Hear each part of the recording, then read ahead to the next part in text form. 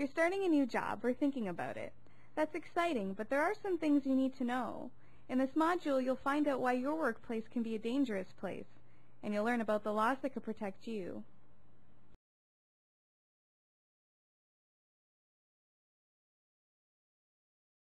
Injuries happen every day in the workplace, but they don't have to.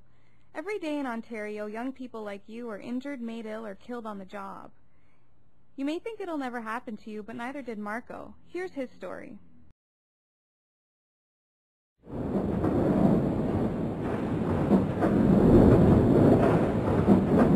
I picked up something from the floor, which we were told to do, and pry it loose with our hands to try to pry out the piece of metal that was stuck in the press. There was no guard on it, so my arm, if there was a guard, it would have bounced off. But instead, my arm slid right in about halfway through, and the machine just collapsed on me. When I seen it coming down, I pulled out my arm as fast as possible, but I couldn't save it. And then after that, it was just a shock and panic and pandemonium everywhere. People not ready, didn't know what to do, you know, really scary. My life was over. Marco is just one of the many workers between the ages of 15 to 24 that get injured on the job. How common are these workplace accidents? Try the safety challenge to find out.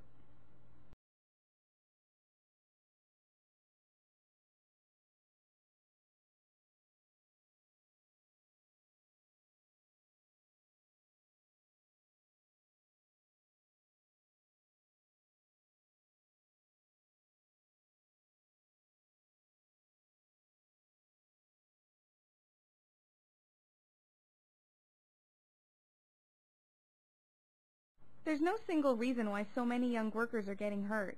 Here are a few possibilities.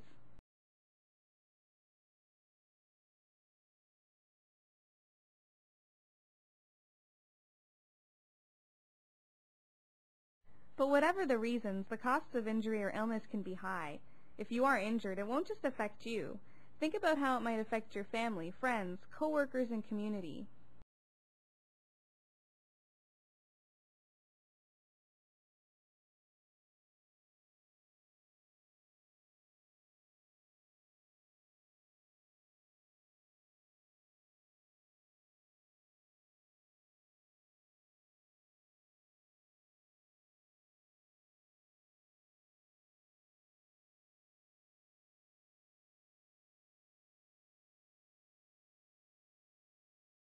Workplace injuries, illnesses, and fatalities can be prevented. How? Be aware of the law that protects you and the hazards that can hurt you. Here's some advice from Marco.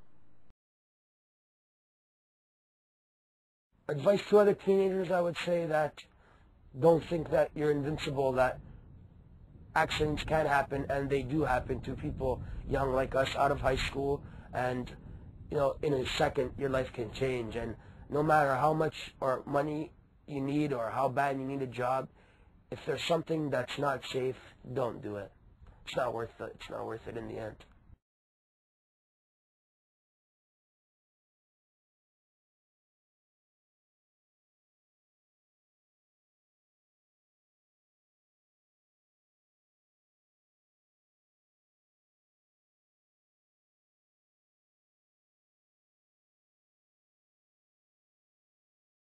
Preventing workplace injuries is important to everyone. That's why the Ontario government has laws to protect the health and safety of workers. The purpose of these laws is to prevent injury and illness and to create better places to work. The Government of Canada has similar laws for federal workplaces.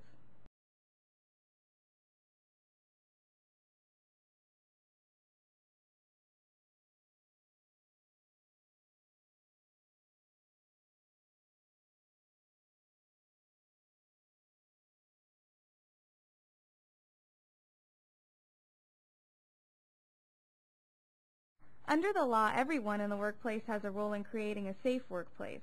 This includes workers, supervisors, employers, and worker representatives. The system is called the internal responsibility system. In some workplaces, one person may play several roles.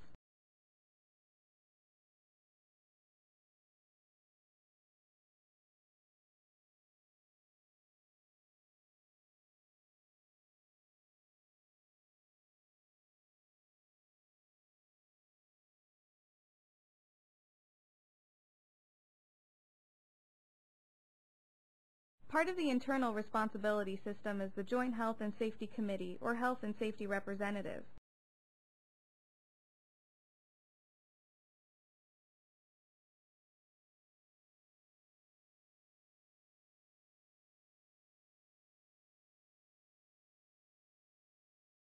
Health and safety representatives and Joint Health and Safety Committee representatives can speak to management about your health and safety concerns. Some of their duties are shown opposite.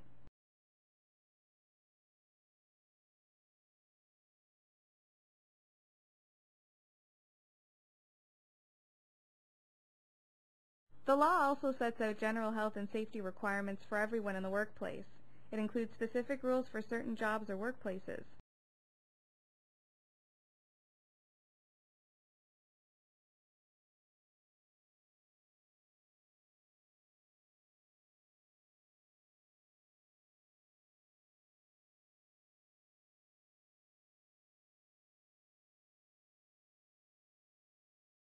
The Ministry of Labor, or MOL, sets and enforces the law. MOL inspectors can enter any workplace at any time. The MOL can also lay charges against companies or people breaking the law.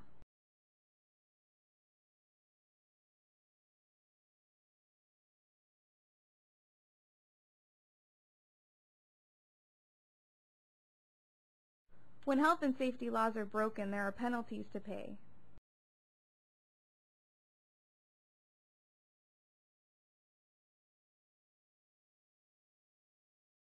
Tony was told to use the mixer at his new workplace. He wasn't too sure how to use it, but he was new on the job and anxious to please his boss. He used the machine anyway and lost 2 fingers. Think about the internal responsibility system. Who had a role to play in preventing this injury?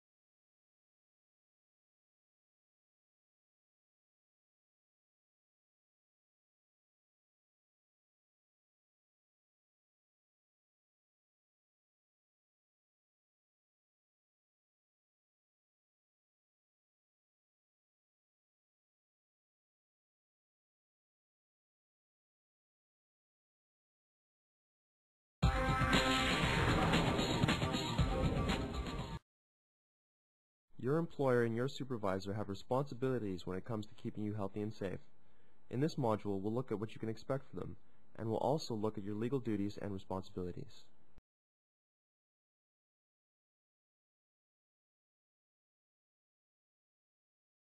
Your employer is responsible for your health and safety at work, as well as everyone else's.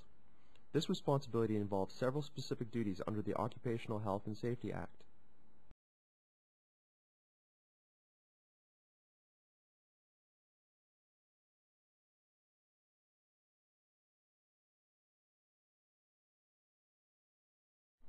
Under the law, your employer must also display important information where everyone can see it.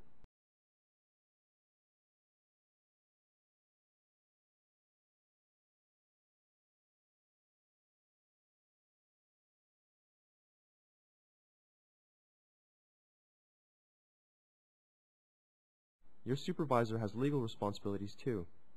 Your supervisor likely works closely with you on a day-to-day basis, so he or she plays an important role in keeping you safe on the job.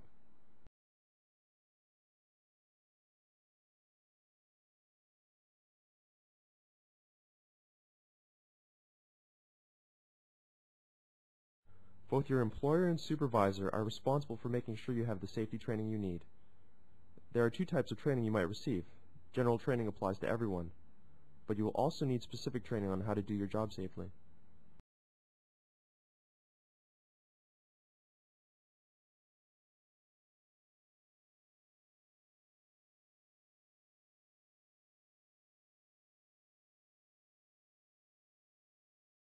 So how can you be sure that your boss is taking health and safety seriously? And how can you make sure you get the training and information that you need? Start by getting answers to questions like these.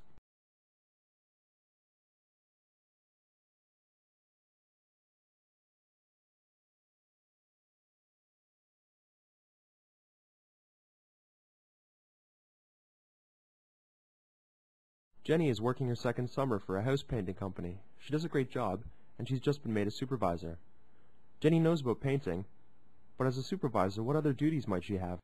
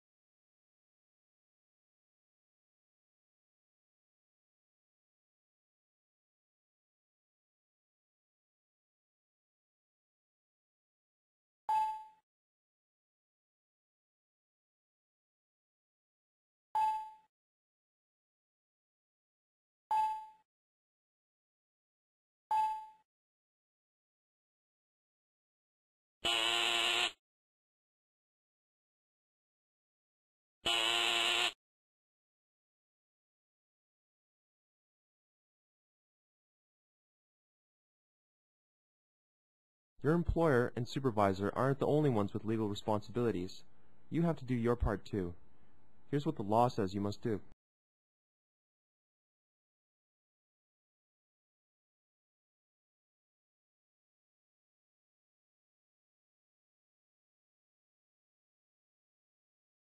Many of your duties are similar to those of your bosses. That's the internal responsibility system.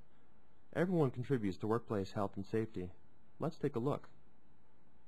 Click the arrows to compare roles.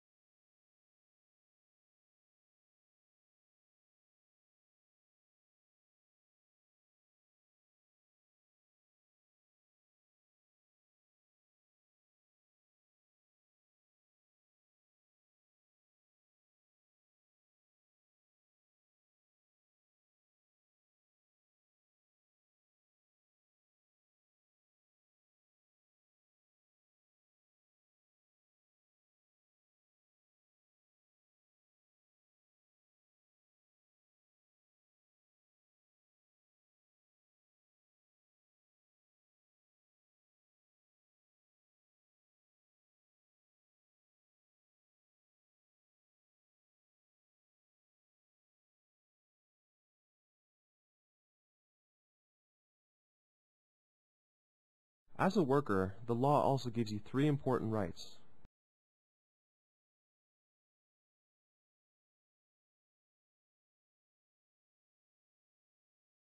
The right to know means that you have a right to know about dangers in your workplace and what to do about them.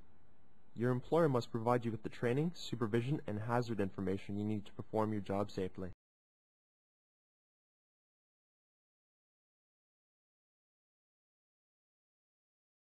Remember, training is meant to be given before you start the job. Don't start a new job or machine with the promise of training later. Training, information, and instruction come first.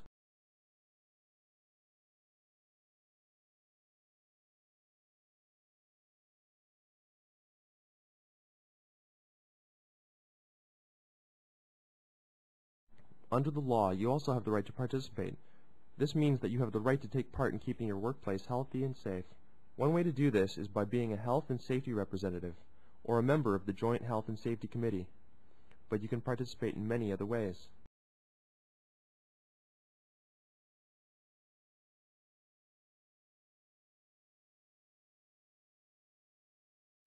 A third right under the law is the right to refuse unsafe work. When the boss or supervisor tells you to do something, it's hard to say no, but you should say no if you think someone will get hurt. No job is worth that.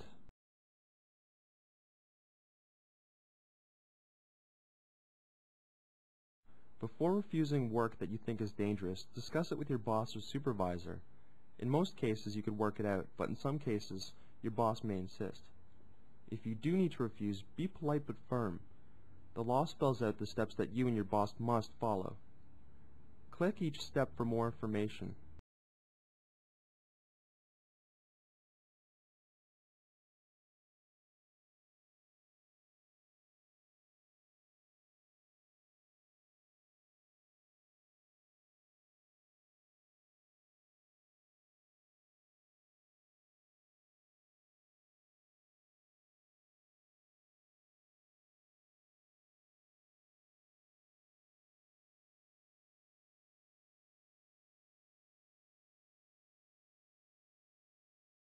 Let's consider a real-life story.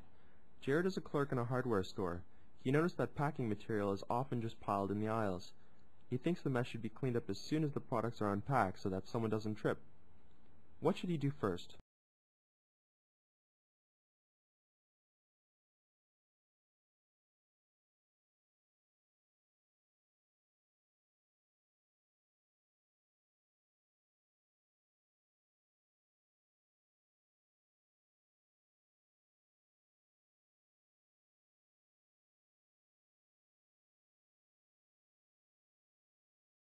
The next day, Jared's supervisor asks him to put the trash in the compactor. Jared's never used the compactor before. He asks his supervisor to show him how to use the compactor, but the supervisor is too busy. He tells Jared just to get it done. What should he do?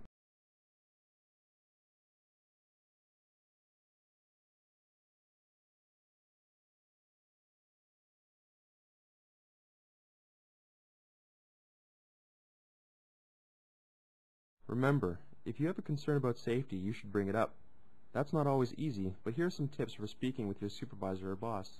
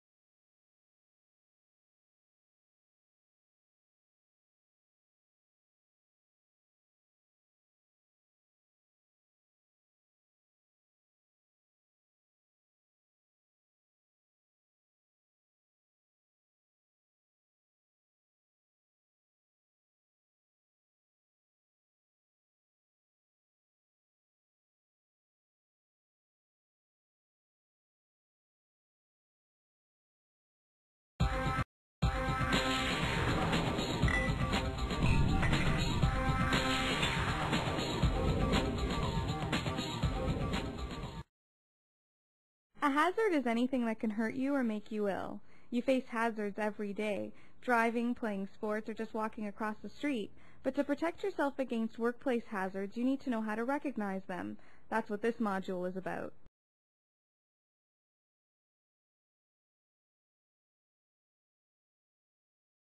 A workplace hazard is any condition, practice, or behavior that could cause injury or illness to a person or damage to property.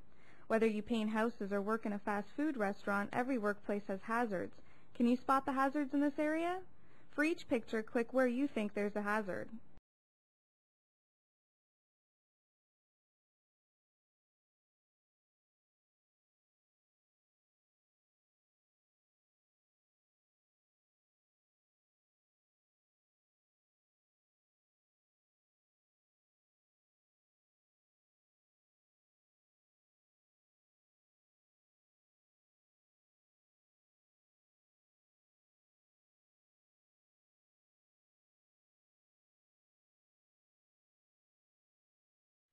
Some hazards like slippery floors or boiling water cause injuries right away, but other hazards take longer.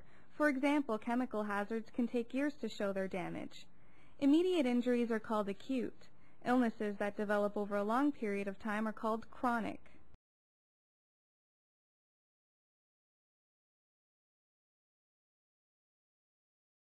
How can you recognize the hazards in your workplace?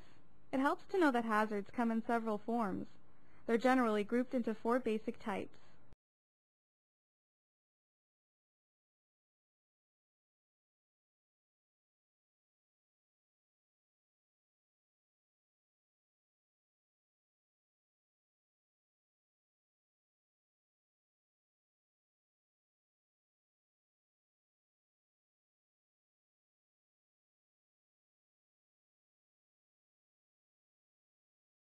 In addition to the 4 main hazard types, psychological or social factors can cause problems. For example, stress and violence can lead to headaches or trouble sleeping. If you're having problems, make sure you talk to someone, your supervisor, your family, or coworker. You should report any act of violence right away.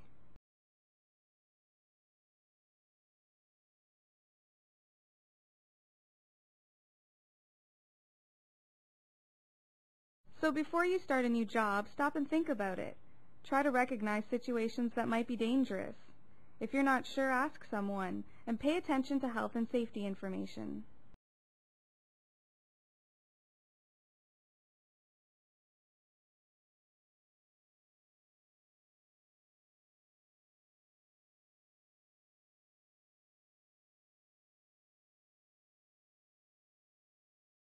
Carrie is working for a landscaping company. Her work involves mowing lawns, spreading pesticides, and digging flower beds. What types of hazards would Carrie likely face?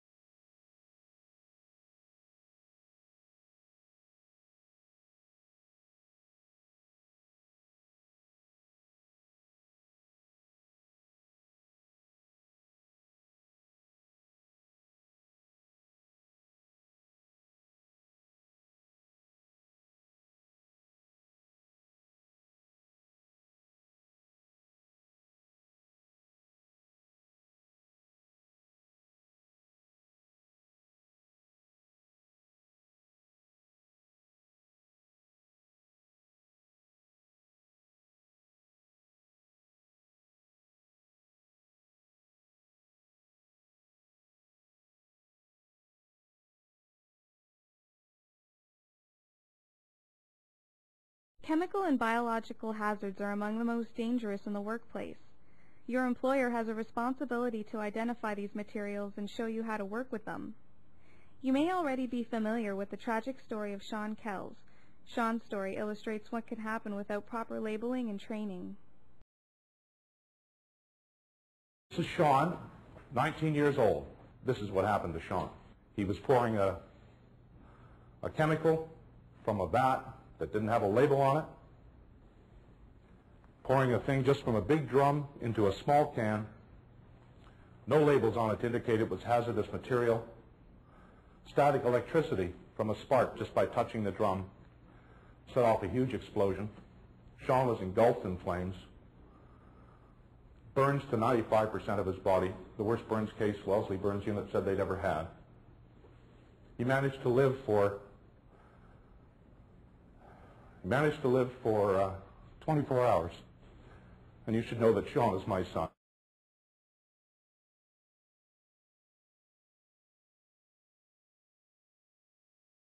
The Workplace Hazardous Materials Information System, or WSIB, is a Canadian system of identifying chemical and biological hazards.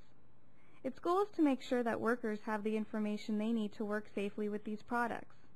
WSIB has 4 components.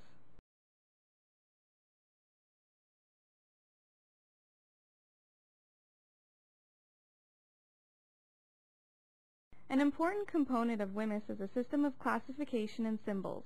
There are 8 different symbols. If you work with hazardous materials, you need to know these symbols and what they stand for.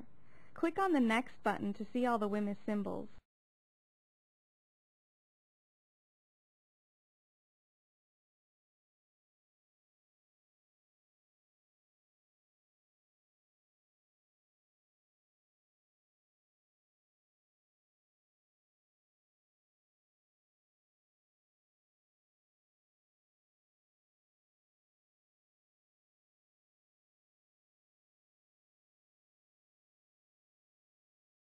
All hazardous materials have a warning label from the supplier.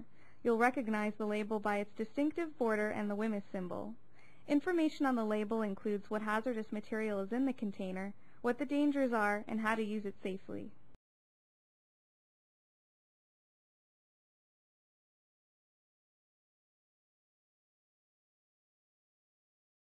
If you're putting hazardous materials into a new container, make sure it's labeled as well. The workplace label must show what the product is, what the dangers are, and that a material safety data sheet is available.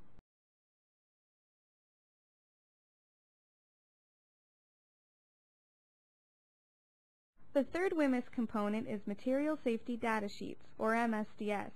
Your workplace must have an MSDS for each hazardous material. The MSDS will tell you about the material, its hazards, how to use it safely, how to store it safely, and what to do in an emergency. Make sure you know where to find them in your workplace.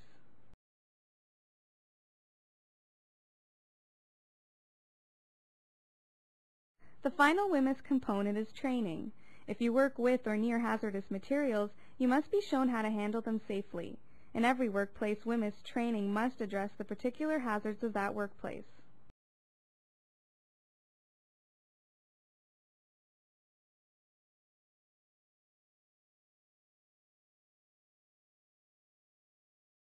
Natalia is about to use a container of liquid to clean some machinery. There's a label on the container that is damaged, and she can't make out the WSIB hazard symbol and other information.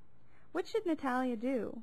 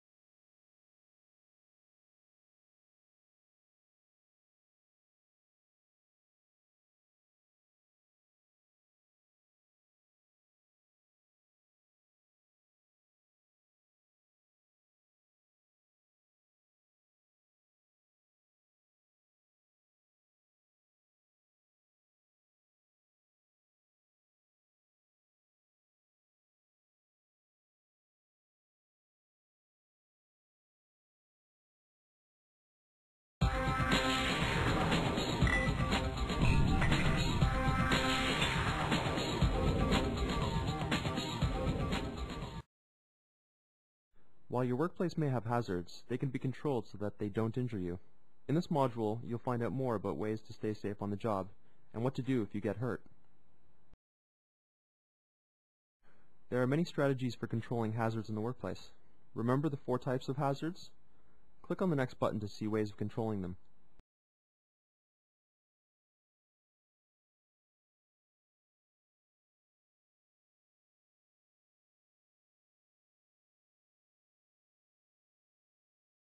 The best way to prevent injury is to use controls right at the source of the hazard. If that's not possible, hazards can be controlled along the path, before they reach the worker. The last choice is to use hazard controls at the worker. Here are examples of all 3.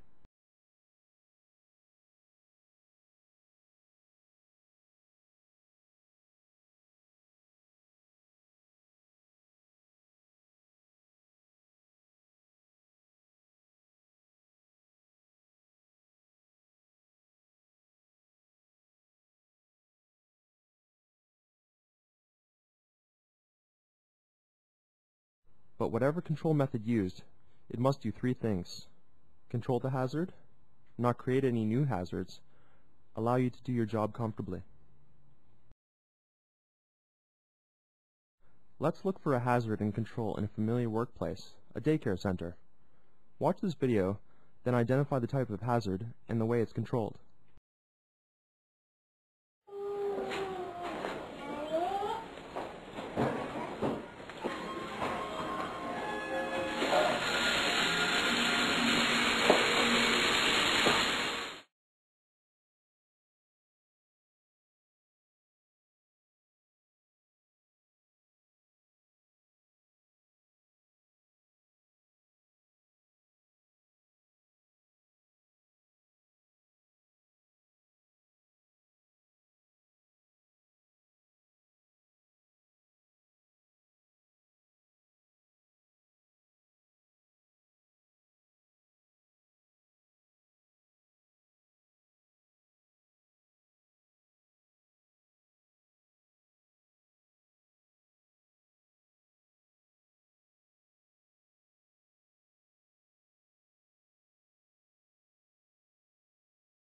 When other methods of keeping you safe aren't available, you may need to wear personal protective equipment, or PPE. There are different types of PPE. Each type is designed to protect against specific hazards. Click on the dots to see examples.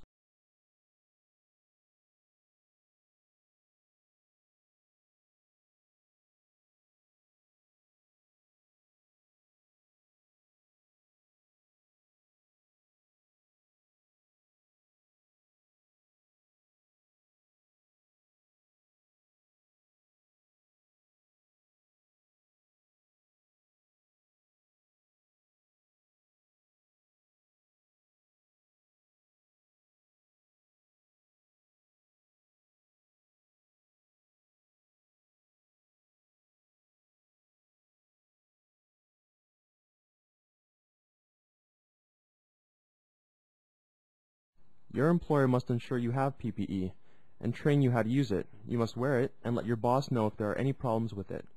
Your PPE won't eliminate the hazard, but it will help protect you if used properly.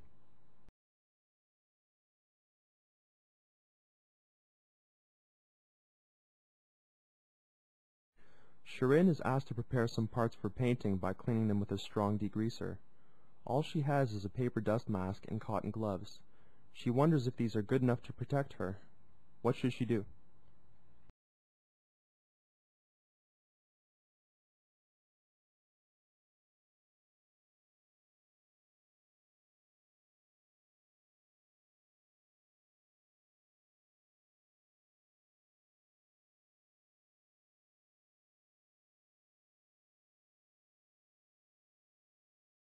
Another way of staying safe at work is knowing what to do in an emergency.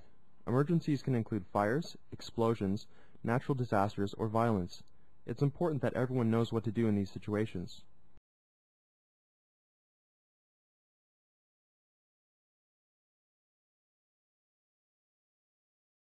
Make sure you know the emergency procedures in your workplace. Ask yourself these questions.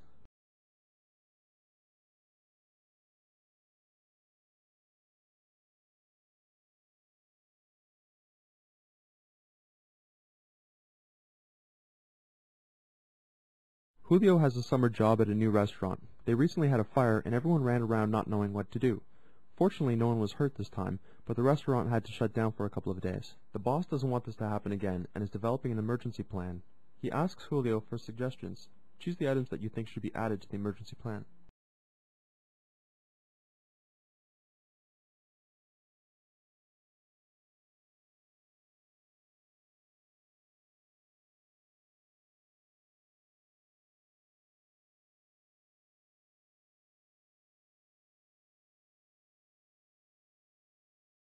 In spite of precautions, sometimes work-related injuries and illnesses do happen.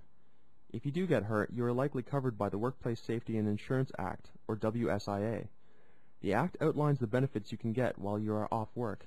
It also spells out the steps you should take if you get hurt.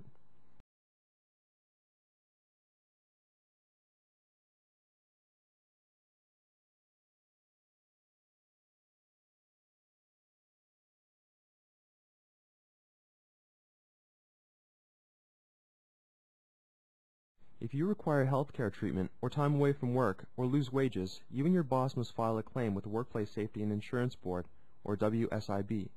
The claim is filed using a Form 7. A WSIB adjudicator will review your claim and determine entitlement to benefits like health care and wage loss, and can help you get back to work.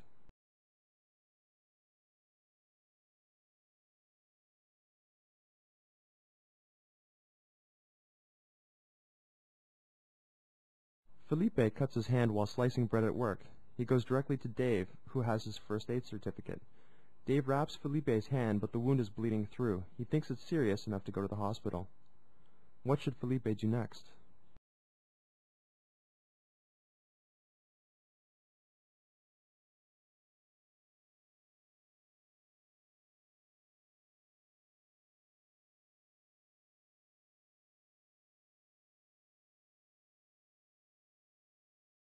Felipe is treated at the hospital for the cut on his hand.